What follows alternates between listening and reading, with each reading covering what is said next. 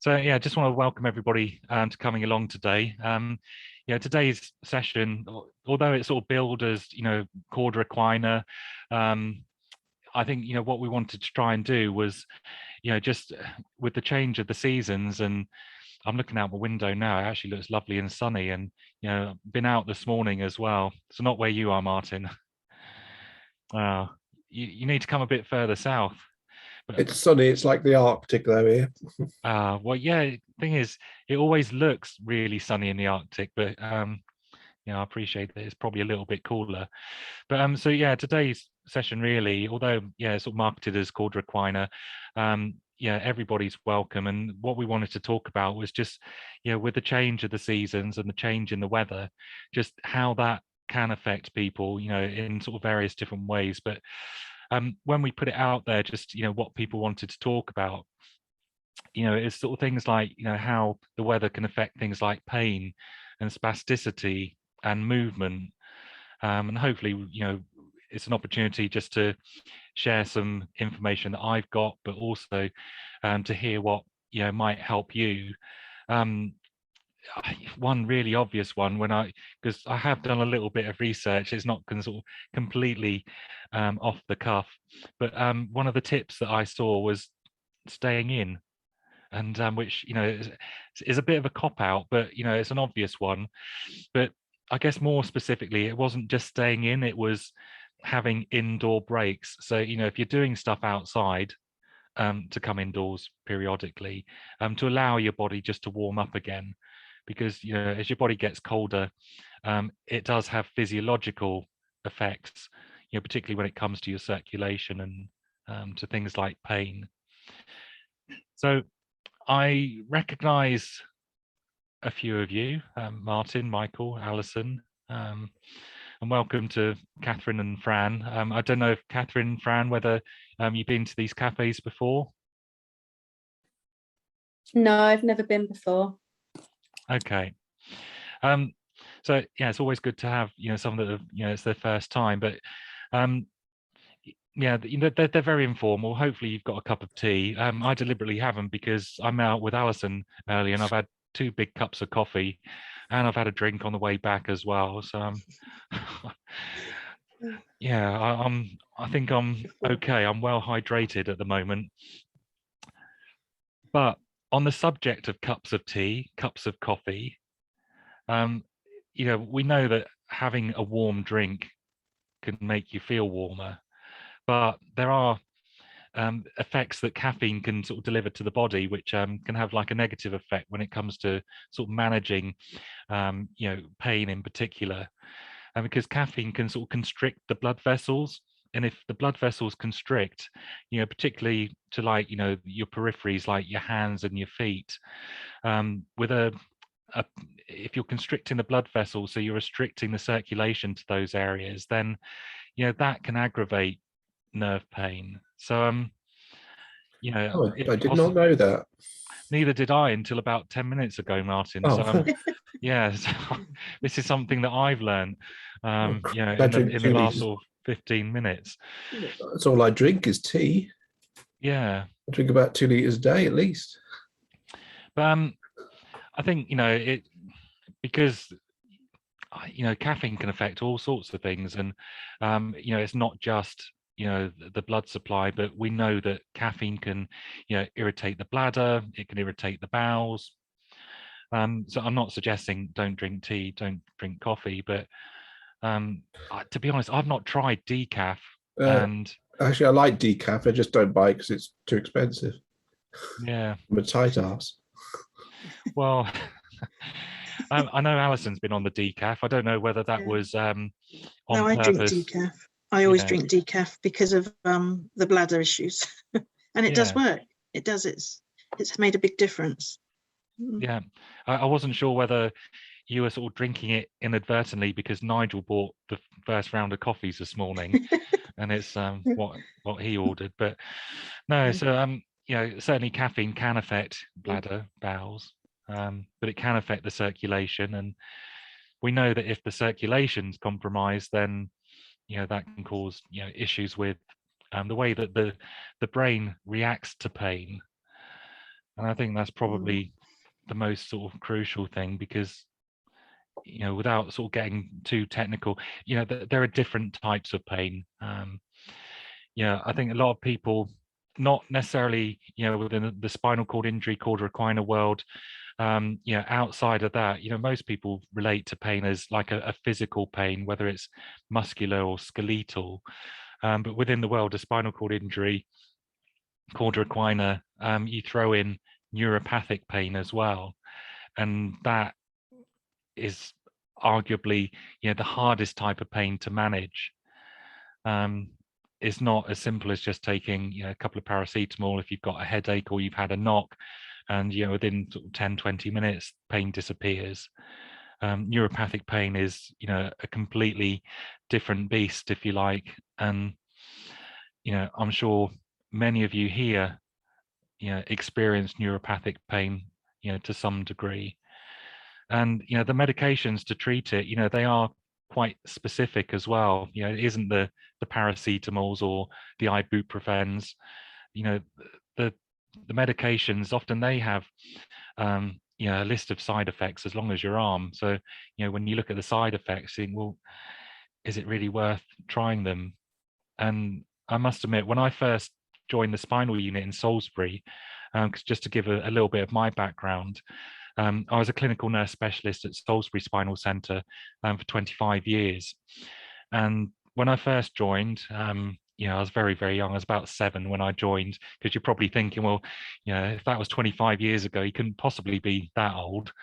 So yeah, I was about 7 when I joined. But, you know, I remember doing the drugs round and looking in the drugs trolley. I thought, you know, all these patients, you know, they're either epileptic, or yeah, so either epileptic or depressed, because a lot of the medications were, you know, anti-epilepsy medications, antidepressants, and a lot of opiate medications as well, sort of narcotic medications like your morphines and your tramadols. And it didn't occur to me then that actually a lot of these medications, you know, the anti-epilepsy medications, the antidepressants, you know, some of the side effects of those medications have a positive impact as far as treating nerve pain. But so, you know, that was a bit of a learning curve for me. But, you know, I think it can be difficult to try and get the medication right to treat the pain in an effective way. And, you know, a lot of people don't like taking medications, particularly if the side effects are quite significant, and, you know, you can have adverse effects with, you know, just the side effects of those medications. But, you know, some people use things like mindfulness, distraction, you know, and that is, you know, those are sort of recognized techniques that can work for some people. You know, they don't work for everybody. But certainly, you know, distraction can help just sort of push the pain sort of more into the background. And I think, you know, when I've sort of dealt with students that I've looked after in the past, and, you know, you talk to a student about, you know, somebody, particularly if they have like a high level of spinal cord injury, if they haven't got the ability to scratch that itch, you know, on their forehead or their nose. And I've said to students before, you know, if you get that itch, just lay there and don't scratch it. And then it tends to get magnified and it feels worse. And, you know, to the point where you just can't help it. You've got to have a scratch, but which is fine if you can do that. But if you can't, and that pain is just getting, all that irritation is just getting worse and worse and worse, I think, you know, it gets worse the more you think about it. And I think it's a bit like, I don't know, if you're driving on the motorway and you know, I've just had 2 big coffees like I had this morning, and I'm thinking, right, got a bit of a drive home.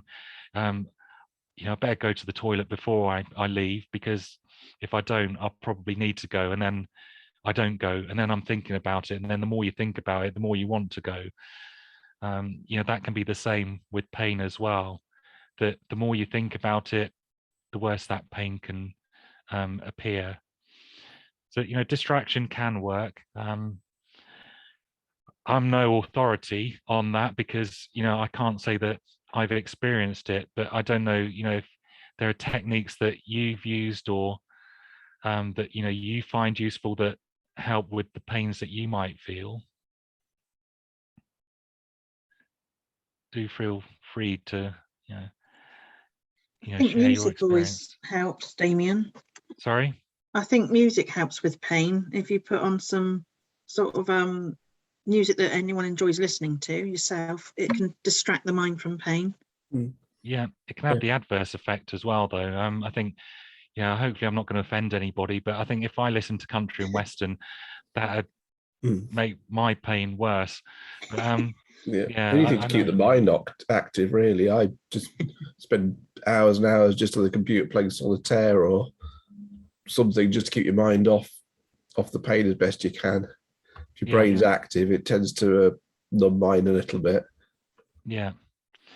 And there's a very good reason for that as well, like a physiological reason, because with nerve pain, what's happening is that those messages from, and it's not necessarily, a source of pain. So, most people associate, pain, it must come from somewhere. But, often with neurogenic pain or neuropathic pain, which is nerve pain, the source of the pain is generally from those damaged nerves. And it's those messages that would ordinarily, travel up to the brain, quite merrily up through the spinal cord, and your brain says, oh yeah, ouch, that hurts. But when you've got a spinal cord injury or cauda equina, and those messages get mixed up, misinterpreted, that's what causes the pain often.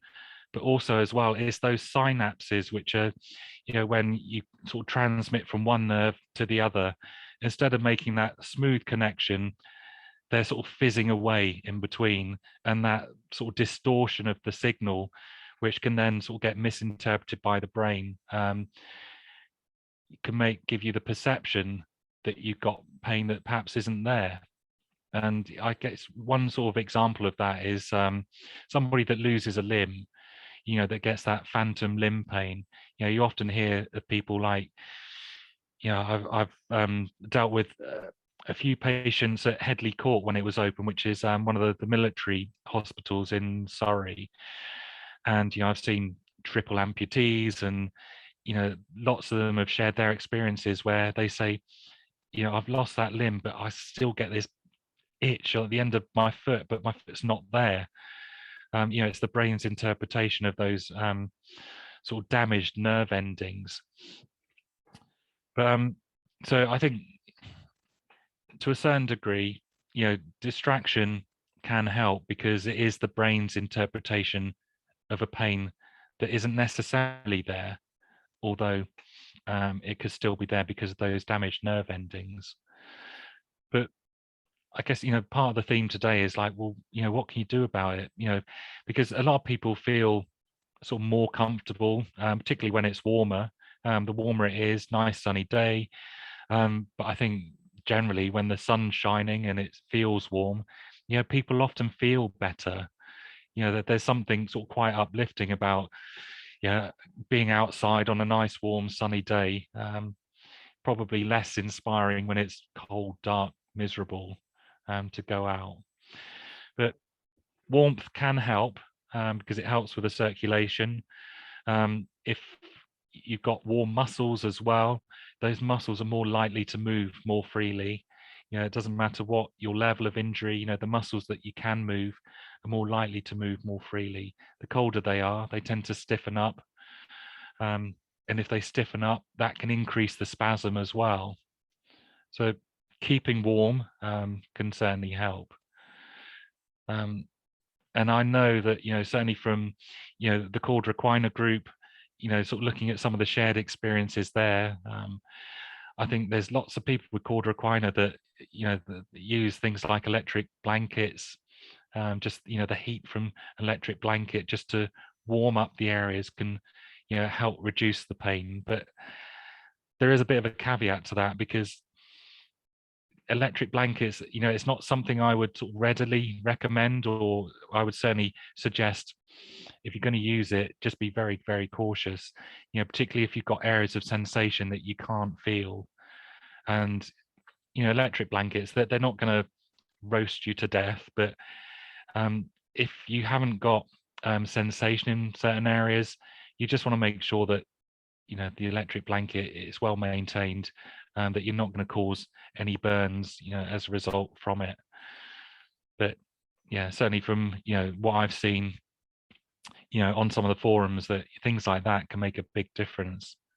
Same with heat pads, those wheat bags that you can pop in the microwave. But again, I can't stress enough just to be very, very cautious. The same with things like hot water bottles, particularly on areas that you can't feel.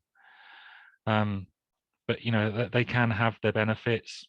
I'd rather say, if you want to keep warm, just think about what you're wearing, sort of layer up.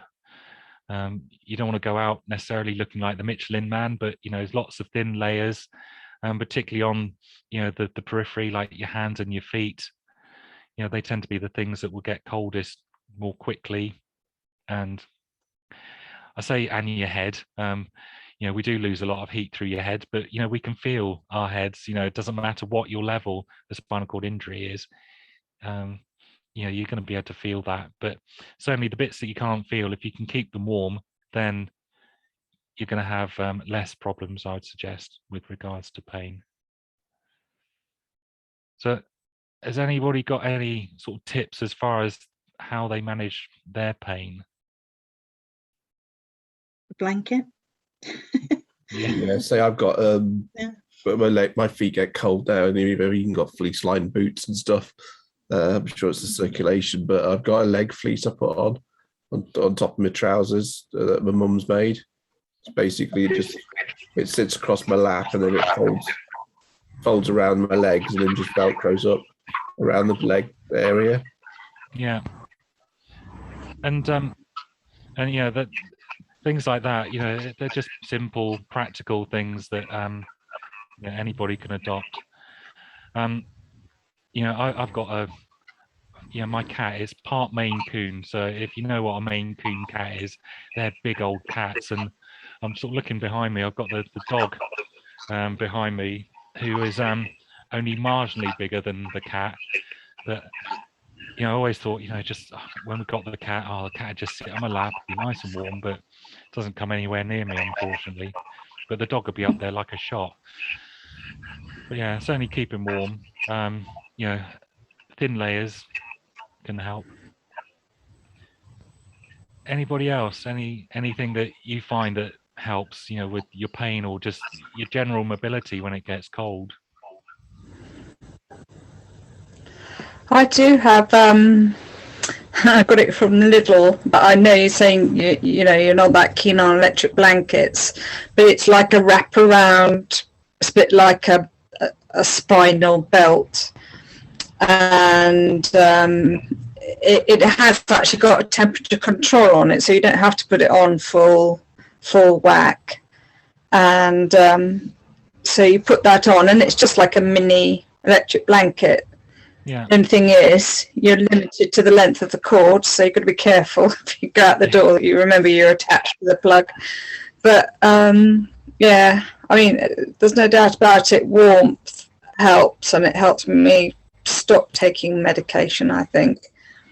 So yeah, and there's nothing worse than getting cold. It's horrible. I can't go swimming with the grandchildren anymore or anything like that, because it's just so miserable getting cold. Yeah. So yeah. You miss out on stuff like that. Yeah, and I think, I just to sort of clarify, I would only suggest just being cautious with things like electric blankets, because, particularly on the parts that you can't feel, but they are designed that they're not going to burn the skin, but some people are more sensitive to the heat that they can give off. And we try and sort of steer clear from avoiding sort of like direct heat, things that create heat. If possible, if you can try and just maintain your own body heat, that can make a big difference. And and we know that when you damage a spinal cord, that particularly the higher the level of spinal cord injury, your body's ability to regulate its own body temperature is decreased, because the way that we regulate our own body temperature without sort of going into too much sort of anatomy and physiology, when you take away a spinal cord injury, your body will regulate its own body temperature, by sort of constricting the blood vessels, dilating the blood vessels appropriately to either retain heat or get rid of excess heat. But those the way that happens when you damage a spinal cord is that normally the parasympathetic and the sympathetic nervous system work together, so it's a bit like regulating a seesaw. But when you damage a spinal cord, they can work independently or just work ad hoc. So the body can sort of regulate itself to the ambient temperature. And I've certainly many times when I've gone into work at the spinal unit in Salisbury, and it's sat right on the top of a hill as well, so it can get a bit breezy up there on the best of days. But I've gone in the mornings, and all the best rehabbers, and I say this very tongue-in-cheek, are the smokers, because they're the ones that want to get up early, get outside, have a cigarette. So they don't languish in bed. But I've driven in before, and they're sat outside, shorts, t-shirt, snow on the ground, got no perception of what the temperature actually feels like to them. But then their body will just react to the ambient temperature. Their body temperature will drop, and that in itself can cause problems. And I mean, one of the things I find is if I'm doing activity, I mean, I really enjoy gardening and things like that, and I try and I push myself, but then I get incredible sweats. It just literally pours off my face. Yeah. And I guess that's, for a long time I thought, oh, is this the drugs that's causing this? But I don't think it is. I think it's like my body sort of goes into overdrive, and before I know it, I'm just absolutely dripping. Yeah. So with sweat, and I don't know if that is the parasympathetic or the sympathetic. I forget which one. So the sympathetic nervous system constricts the blood vessels. The parasympathetic dilates the blood vessels. So Right. It'll be the parasympathetic that will be dilating the blood vessels, which would then cause the sweating. Right. And if you don't mind me asking, Fiona, if it's not too much of a personal question, just what's your level of spinal cord injury? So it's L2 to L5, and but also my sacral nerves as well. Yeah. So Okay. it started at L2, and then there was a complication with a surgery where I had suction drones, and they actually sucked all the nerves out of my spine. Okay. Then they buttonholed through, and that's what caused the really major Cauda Equina. Yeah. Yeah. So the sweating, I'm not sure that would be necessarily related to your spinal cord injury at that level. Generally, No, that's more what I on the thought. It has thoracic to be level. higher, doesn't it? Yeah. Which is part of the autonomic nervous system. But essentially, it's a bit like having a faulty thermostat. But below your sort of L1 level, then your body's ability to regulate its temperature would be compromised. So often, what will happen is the parts that you can feel might try and compensate for that, which I guess ordinarily sort of moderate exercise, which wouldn't cause you to sweat, parts of your body that you are using could just increase that effect potentially. Yeah, or maybe it's just me just trying to push too far. It could be, yeah. And I think one thing that certainly I've learned from my experience of working with people with spinal cord injury, Cauda Equina, is that often on the day, if you're having a good day, then there is the temptation just to do a little bit more and a little bit more, and you feel good, and then the next day you can be completely wiped out. You know, the way that, you know, muscles fatigue can be increased, you know, when you damage those nerves, and you know, certainly when it's a warm day and the muscles are warmer, looser, you know, it's much easier to do the things that, you know, you want to do.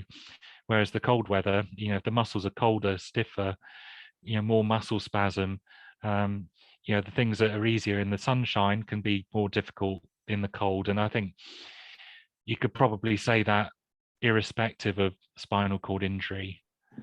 You know, there's very good reason why, you know, athletes warm up and they warm down. You know, they warm up to warm up the muscles, to, you know, prevent muscle strains, get the muscles working more easily, and then they warm down, so the muscles don't get, you know, cold quickly, which can then cause injuries. Not that I'm a great expert in that, but yeah, it sort of makes sense, and you can, you know, you can associate that with, you know, just techniques when it comes to managing spinal cord injury. You know, the warmer your muscles are, the circulation's improved. If your circulation's improved, it puts less pressure on the nerves, and, you know, can sort of make things like nerve pain, you know, a lot more easier to manage. Jane, you got your hand up. I have. Hello. Hello. Sorry I was late. I've had to be at a funeral, so I apologise for that. Oh, sorry to hear that. I just wanted to ask, so I push buttons now and I can't find anybody. Talking about colds, I get if I get cold, I get really bad cramp in my legs. Yeah. And I don't really know how to manage that. It's like,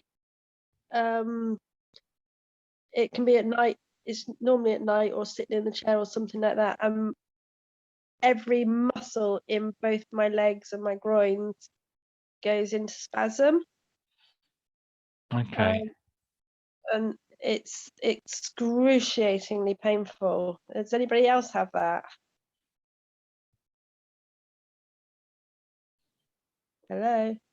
Yeah, no, the routines I do to get back to bed and get in the chair don't be as comfortable as a carry. My legs cramp up during the day a little bit, but I say I put a fleece around my legs to keep my legs warm during the day, on top of the trousers. If your legs are getting cold at night, it might be worth putting an extra blanket on top of your legs. It sort of happens suddenly, and they're just, the whole of both my legs are like, every single muscle, front to back, every muscle in my legs is in spasm. Is this when you go back to bed, Jane? Is that? I can be in bed and then I wake up cold, and Okay. and my legs just go mad. And you say you feel cold. If you were to touch your legs, do your legs actually feel cold? Yeah. They are, yeah. So yeah, as Martin's suggested, that, you know, if you can keep your legs warm, because if you don't mind me asking as well, Jane, and what's your level of spinal cord injury? Well, it's L2. Okay. But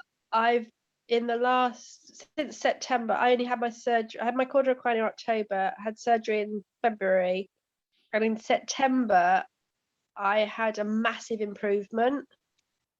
Okay. Which can't really explain.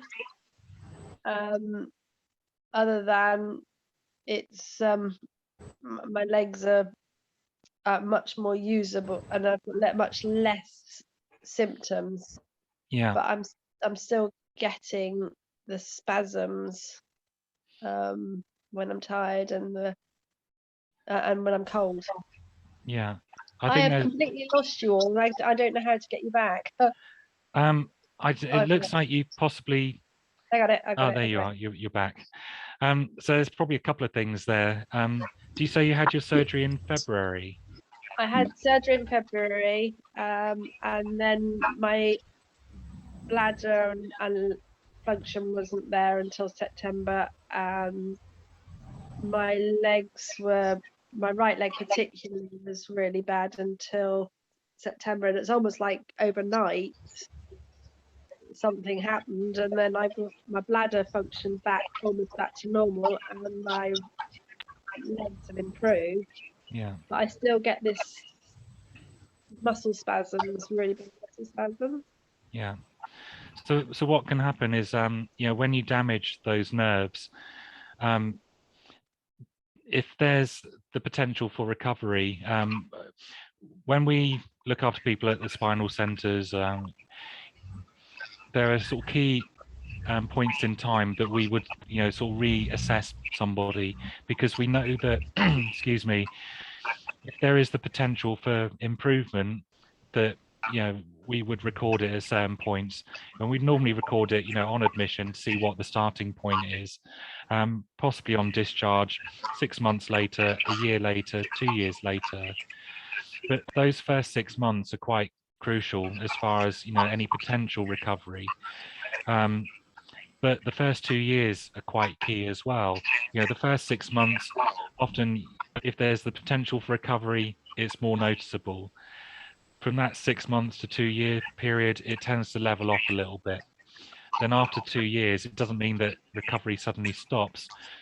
People can still have improvements after that, but it tends to be a lot more subtle. But what can happen is that it doesn't always follow a particular trajectory. So, things might just sort of be within that first 6 months, might be quite level. Then all of a sudden, something, releases the pressure around those nerves. And often it's, sort of residual trauma from, either the surgery or the initial damage. And I don't know, I'm trying to think of a suitable analogy to try and explain it, but it's a bit like a paper straw, unpop it. It was squashed, and then it just opens up, and it feels like that in a way. Yeah, I think that's a very good analogy. I was going to say, like, if you're trying to loosen the can on a jar of pickles or jam or something, and it's like really, really tight, you can't do it, and then all of a sudden it goes. And my wife, she's said to me before, like, oh God, can you undo this lid? And she's been there for a minute or so, and then she gives it to me. It's like, done it. She's probably loosened it already.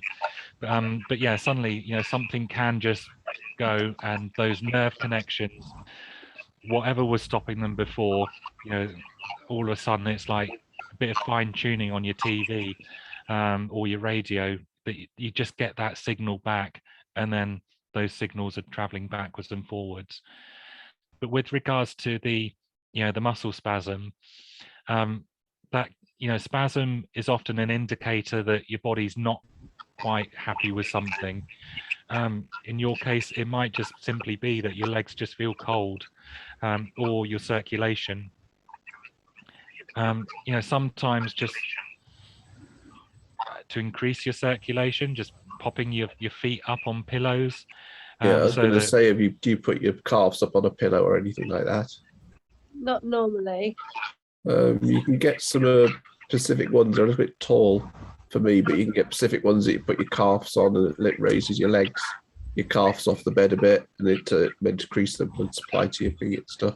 Also, it's obviously getting pressure sores on your heels and stuff. I think I've got one in here actually, if you want to have a look. But I think you can get from shops. I mean, I've got a specific pillow I put mine on, because I've had it for years. But if I try a different pillow, my legs cramp up because the pillow's too hard. So I've had to keep this one. I'm really struggling to get another one. But that does help my spasming. But if your legs are getting cold, then it's obviously a circulation issue. But my spasming was caused all by me laying on creases or anything like that, that would cause pain down my legs and stuff, which I don't have anymore because of the routine I do getting back to bed. The sheets ironing board tight by the time we've finished getting back to bed. There's not a single crease under me, and that's stopped the pain and the spasming more or less completely. All right. Okay. I find that if I overdo it, then the next day or the day after, I get it's like muscle cramps. Yeah. Yeah, it's probably just exercise. Yeah. That could be just your exercise. I get it at night. I get it at night quite often, and the only thing is is I find is I just have to get up and try and walk around. It's blimmin' agony, but It is, Yeah. yeah. But what I was going to say is, I mean, I can stand there for 20 minutes and I physically cannot move. It's that painful. Then it goes, and I that sort of Yeah. gets it going again. Yeah. I was thinking, because I met up with Alison and a few others this morning, and on the way back, driving back, I was just thinking of, how can I sort of try and explain what happens to the body, when it does get cold? And I thought, well, the simple thing is, I don't know, like if you buy, a joint, a packet of meat, like a joint of meat, and you put it in the freezer, what happens to that meat? It's nice and loose and floppy, before you put it in the freezer, but you put it in the freezer, it's going to freeze solid. It's a real exaggeration, but if the muscles are cold, the muscles will become more stiff. If the muscles are cold, the circulation, your blood vessels constrict as well, so the circulation is going to be compromised. So if you can increase your circulation, partly by just raising your legs up in bed, but also keeping your legs warm, a combination can help. It's certainly worth a try. And I'm just sort of thinking back to probably before my time, but not necessarily. But before the days of central heating, it wasn't uncommon for people to wear bed socks. And I'm sort of looking around for a bit of support, but people would wear bed socks because they didn't have central heating, and if it gets cold, they are the things that are most likely to get cold. So something as simple as that, just a nice pair of bed socks, if that can keep your legs warm, it's a bit like that will help to keep the rest of your body warm. I think once the peripheries start to get cold, that can have a knock-on effect, sort of further up the body. So bed socks maybe, raising your feet up a little bit. And here's Martin's foam leg raiser. What I've seen other people do as well, if you don't quite fancy the idea of putting your legs on something, is maybe putting the pillows under the mattress, so it sort of raises the mattress up a little bit, so your legs are still on the mattress. Little things like that. But you mentioned as well, I think was it yourself, Jane, that just walking around helps, or was that Catherine? Well, you're on mute, Jane. That was me, Fiona. Oh, Fiona, sorry. So I think for those that can, I mean that's what that's what I do.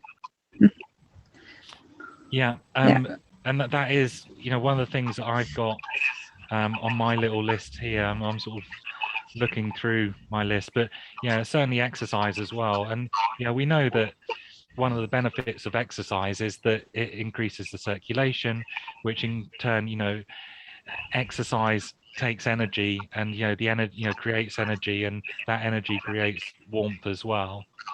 But also just that exercise can loosen those muscles, get those muscles working, get the muscles warmer. And but not everybody is able to do that, so trying to find other techniques that can help. Sometimes things like I mentioned bed socks, but there are compression stockings as well, which can help with the circulation, because what can happen when you damage your spinal cord or the Cauda Equina, if those muscles aren't working in the same way as they used to, and you think your muscles are like pumps, when those muscles are working, they're helping to pump the blood back up to the heart to help circulate it. If those muscles aren't working, then they need a bit of support to help with the circulation. If they don't get it, what can happen is that the blood vessels ordinarily are nice and elastic, to help with the circulation. But if the muscles aren't working effectively, the blood vessels can become more lax, and that can affect the circulation as well. So, if you can increase your circulation, that will help keep the blood pumping around more effectively, and it's warm blood that's being circulated rather than cold, sluggish blood that's struggling to get back up to the heart. So little things like that can help. One thing that when I was just doing a little bit of background reading, was even if you can't walk, if it's a nerve pain, visualizing walking can help, because what happens is that you can utilize like the power of the mind to modulate the pain. So just visualizing movement, even if you've got a high level injury, even if you imagine yourself sort of marching down the road, the way that your brain can modulate the perception of pain, that can alter that perception and make the pain more bearable, or potentially. I say that sort of cautiously, because these are techniques that work for some people, they don't work for everybody. I've got slight feeling all over, although I've lost feeling in one leg now. I can tell somebody's rubbing my leg, but as soon as they stop, I can't tell there's any pressure on it. But if I visualize myself or imagine myself moving a leg, I get it feels like I'm getting tingling down each muscle that I'm trying to move. And I can feel the tingling in each leg as I try to pretend to move it, kind of thing. Yeah, because I guess probably what's happening is that, ordinarily, it's something that we do subconsciously. And but if you visualize it, it's almost like you're forcing those nerve signals down the spinal cord, towards the areas that are perhaps the origin of that pain.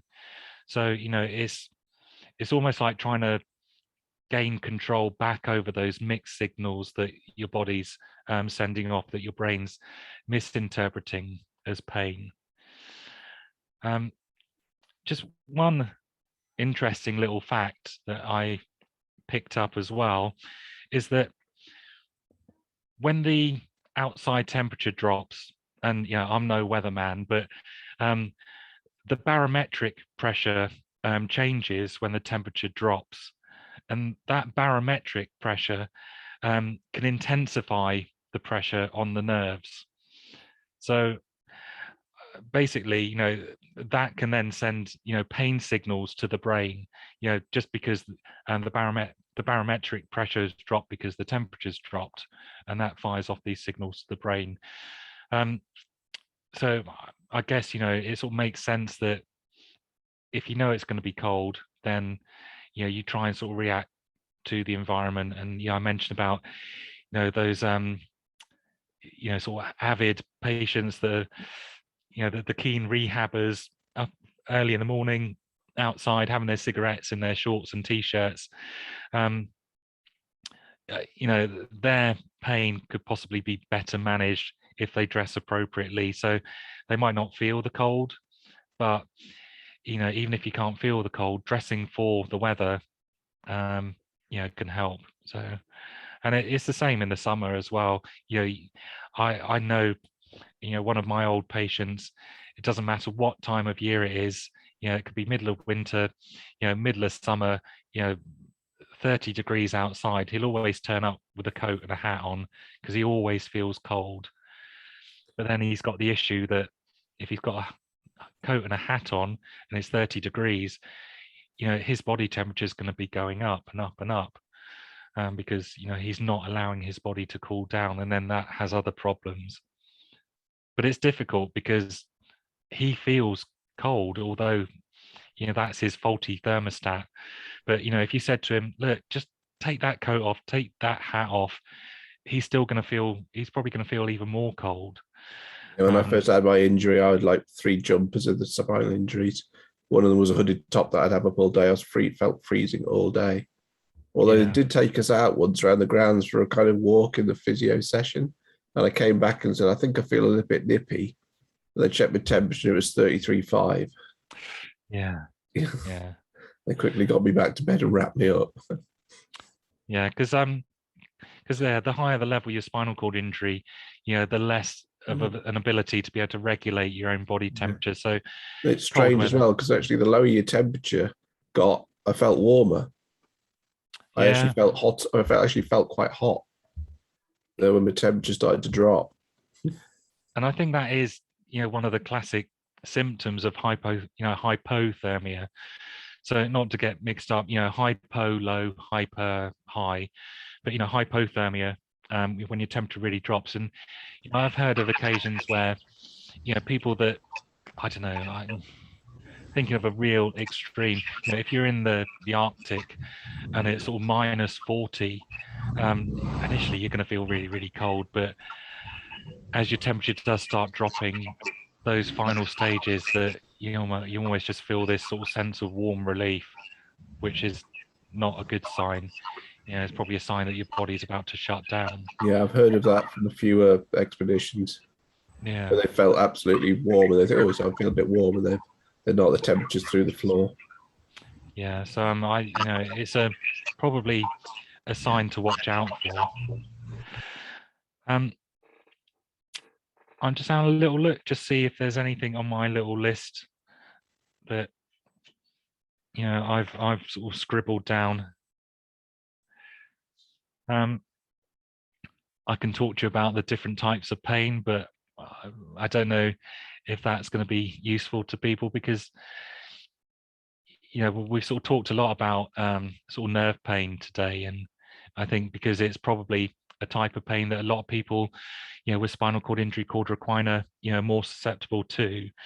And just what nerve pain actually is, that it is that miscommunication of those nerves. But other types, you've got one of the sort of more common ones that I come across with patients I deal with is segmental pain.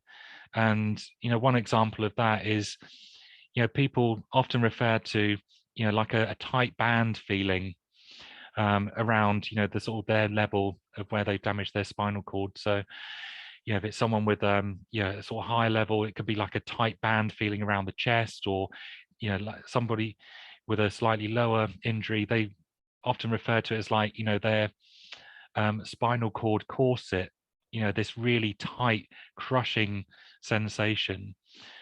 And I had a lady that I was supporting in Bath fairly recently, and I mentioned it to Alison this morning, or might have mentioned it to Nigel, actually, your husband. But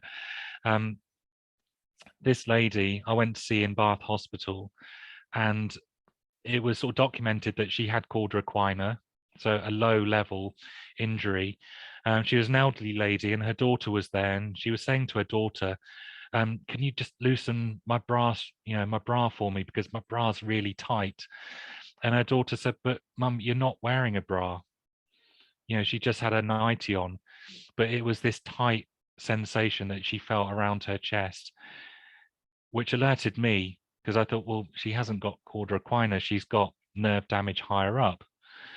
So that's just an example of segmental pain, that people describe their pain in different ways. The typical sort of nerve pain is that sort of burning, stabbing sensation, or like razor blades being dragged across the skin, or like knives being dragged across the skin. People describe their pain in different ways, but those are sort of fairly typical descriptions of nerve pain. But you can get radicular pain as well. Not ridiculous pain, although it can be ridiculously painful, but the radicular pain is sort of the result of nerve root damage. And often, with things like that, it can often just be felt on one side of the body. But there are other types of pain that the origin of the pain might be below the level of the spinal cord lesion, but the person can feel it all over their body, or because they can't feel, because they might not be able to feel below the level of their spinal cord lesion, the body's way of telling them that they got pain is to give them a pain sensation above the level of the spinal cord lesion. if that makes sense. And just one of the sort of quite common ones, particularly with the higher level injuries, is if someone describes like shoulder tip pain, that could be an indication that perhaps they might have issues with their lungs, or maybe their gallbladder or their kidneys. That they can get what's called a referred pain. So they might not feel the pain because their spinal cord injury in the site of where the pain is coming from, but they can get pain in other areas that they can feel, which isn't the source of the pain, but it's the body's way of saying that I'm going to give you this pain in your shoulder, but you need to see what's going on below the level of your spinal cord injury, because there's something that's triggering some pain below. And it can be very, very difficult to manage. But the traditional medication routes, I've mentioned, the anti-epilepsy medications, antidepressants, they can help, they can be very effective, but you do have to deal with some of the side effects as well. Things like amitriptyline, which can be used for things like, can be used to help manage the bladder. It can be used as an antidepressant, but it can also be used to help treat nerve pain. One of the classic side effects of amitriptyline is it makes you feel very, very drowsy, which is why it should be taken at night time, ideally. But then if you take it at night time, and quite often night time when you're less distracted because you're just trying to go to sleep, that pain can often manifest itself a lot more. So having something that's going to make you feel drowsy, which can help send you off to sleep, hopefully that pain won't be as noticeable. But I've been on a 25 milligrams for years. And amitriptyline at night, and it did work. That does work. Yeah. And but you get any grogginess in the mornings from it? I was never one for waking up anyway, even before I was on amitriptyline. I'd always be the last to get dressed in the morning at hospital, and I always have been, never a morning person. So, and I'm always drowsy, so it didn't really change that really. Yeah. Just sometimes it's just almost find the right combination of drugs, because sometimes just one drug alone doesn't always work. But from our experience, we know that things like pregabalin can work well with amitriptyline.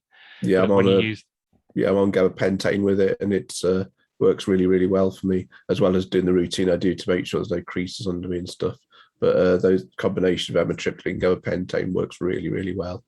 Yeah, excellent. Yeah, and some of the doses, I was talking to somebody the other day that they're on big doses, and when I was talking about say for example drugs like gabapentin, which you can go up to almost 3 grams of gabapentin in a day, an alternative like pregabalin, where you would start off on 75 milligrams twice a day.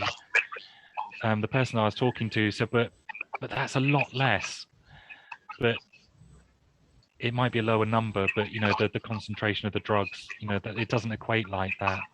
It's pregabalin, just a more concentrated form of gabapentane, then, isn't it? Also a slightly different. I think it's slightly different. Slightly different chemical bonds and stuff. Yeah. Yeah, but it can just be finding a combination that can work. But I guess the sort of the theme today is not necessarily talking about the medication routes, but just the practical things that you can do as the temperature drops, to keep those muscles moving, keep the circulation going. If you can keep the circulation improved, and the muscles are less cold, then that can have a positive impact on the way that people move and the way that you can perceive pain as well. So I guess to summarize, you don't have to go out dressed like the Michelin Man in the winter, but thin layers can help. If you're going to use electric blankets, hot water bottles, wheat bags, just with caution. And I can't stress enough the caution, because I don't want people coming back and say, oh, I tried one of those wheat bags, I've got a horrible burn on my legs. But I got burns all over my back, my lower back, because I use it to warm my legs up on my back, and I've Yeah. got back burn. But we know that if you can warm up your peripheries, like, hands and feet tend to be the things that will get cold first, and keep your hands and feet warm, that can keep, the rest of your body, the rest of your body feel warmer. So yeah, just, movement will help. Doesn't matter what, your level of injury, if you've got a high level injury, even just, moving the shoulders, moving the arms a little bit, any sort of movement is just going to get some of those muscles going, helping with the circulation and getting that blood, pumping around the system. When you go back to bed, your blood pressure is going to be higher because your blood pressure is lower when you're upright. It's higher when you're laying flat, which will help with your circulation. But quite often, with a lot of people, when they first go back to bed, that change of position, when things move out of that sort of sitting position into a laying position and vice versa, that can trigger those spasms, which can cause pain and discomfort as well. But you can sort of moderate that to a degree, but just making sure that you're warm at night. So back to the days of bed socks, hat on, gloves, a bit of an exaggeration, but little things like that might just help. And the sort of cramping feelings that some people might get in their legs, I say you're less likely to experience that if the muscles are warm. Generally, the spasm is your body's way of telling you there's something not quite right, and it could just be that you're just cold. It's your body's way of reacting to that coldness. I'm just looking at the clock, and we've filled our hour. I'm conscious of the fact I've done a lot of talking today, but I certainly appreciate some of the tips that you've shared as well, which hopefully others can take away and hopefully help sort of manage any of the sort of pains or the muscle stiffness that you might get as the temperature gets colder. But you never know, we might have an Indian summer and a mild winter and just sail through it. It's meant to be. Yeah. So those leg fleeces that I wear, I say you can buy them online, but people charge an absolute fortune for them for what basically is a bit of fleece folded in half and stitched together with a bit of Velcro on it. So if you can use a sewing machine and just get an old blanket from B&M for 10 quid or something, you quite easily make those fleeces. Split down the middle between your legs, have a little lap bit that sits on your lap, and then just the leg bits that wrap around each leg, Velcro around in the middle. So you still look like you've got trousers on, basically. But there's just no other blokes here apart from me, I think. But yeah, so but I think it would work with a flowing bit, and it's a lot cheaper than buying them. Good advice. Yeah. It is, yeah, it's all good advice. And I think one of the beauties of these cafes is just being able to share information, share experiences, and and sort of know that you're not on your own when it comes to dealing with these issues, that chances are other people are experiencing them as well, and how they manage it can often be useful for somebody else to manage it themselves as well. Yeah, maybe people should start knitting these leg socks and bed socks, long socks. Yeah. Yeah, Well, do a competition to see who's the jazziest. Well, there we go, Jane. Jane started already, and this is what she's done in the past hour. So that's not bad going. Hopefully with merino wool, and just very quickly, there's merino wool has very, very good pressure relieving properties.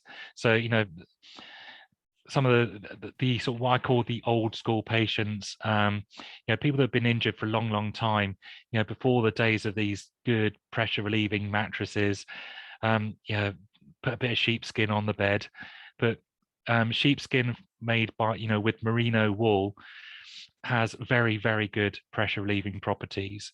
It's gone through very, very stringent medical testing, that medical devices go through.